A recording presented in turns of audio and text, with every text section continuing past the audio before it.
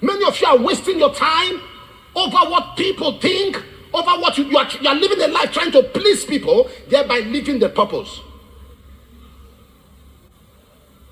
I said something last week about tithing and they edited it. You may have seen that online. They edited it, cut some parts, and said, I said people should sell their things. Somebody said to me, Apostle, did you really say it? I said, yes, I said it. What can you do? No, why you going online defending? And my pastor didn't say so. If they said, go there and comment, yes, he said so. What can you do? Why you begging, talking as if you want anybody explanation? If what I didn't say, you say I said so, okay, I now said so. What can you do? Look at the way this man of God is talking, and you go there, say, no, that's not what my pastor meant. Go there. Say, yes, my pastor actually said so. What can you do?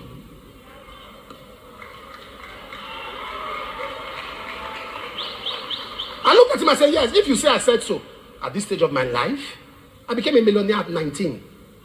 I was 19 years when I had my first 4 million naira. 19. And what 4 million naira was then? Mama is seated there. I will give her money in bundles to keep for me in courtship. I was giving out cars before Omega started. So what are you talking about? So I'm not saying this in any form of arrogance. If there's a preacher that is not preaching for money, it's me.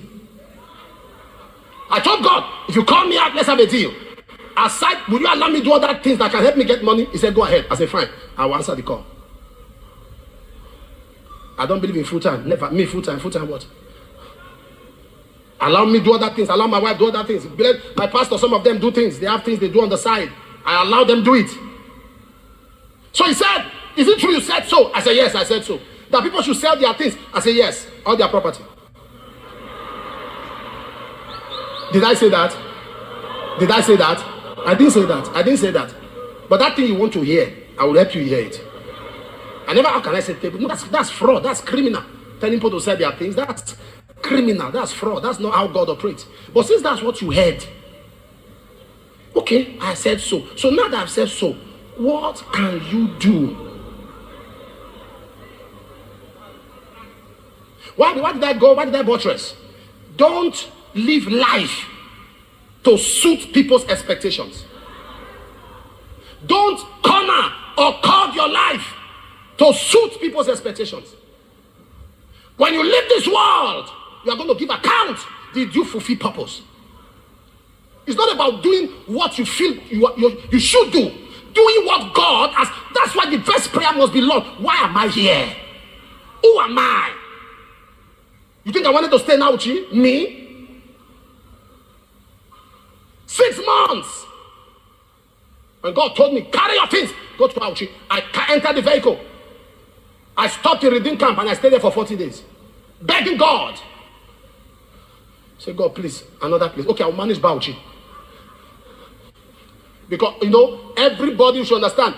All of us here, I don't know anybody who comes from a good village. All of us have been told stories about our village. Am I correct?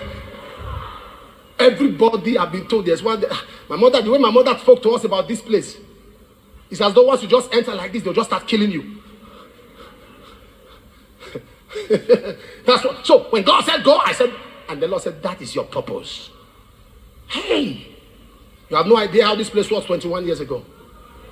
Someone has a shop now, and you are busy trying to rear or raise chickens and pigs, and God said, no, this is not what I said you to do. It's 9 hours. I called to the line of business, but this is what you. So it's important that you understand purpose and begin to know how to pursue that purpose with the knowledge of God. Because once you're that, the first thing you do when you discover purpose, you build your mind. Now look at that. Look at something.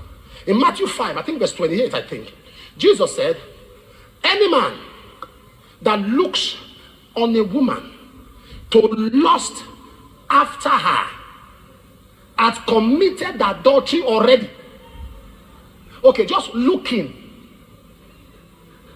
And not just to look, to lust after her has already committed it, even without doing it.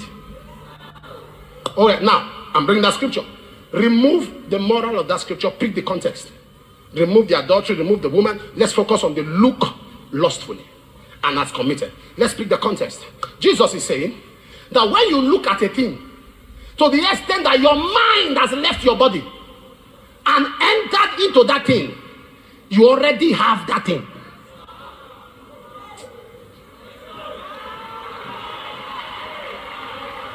If you look at a woman lustfully, you look at her, you look at her height, you look at her legs, you look at her hands, you look at this, because in your heart,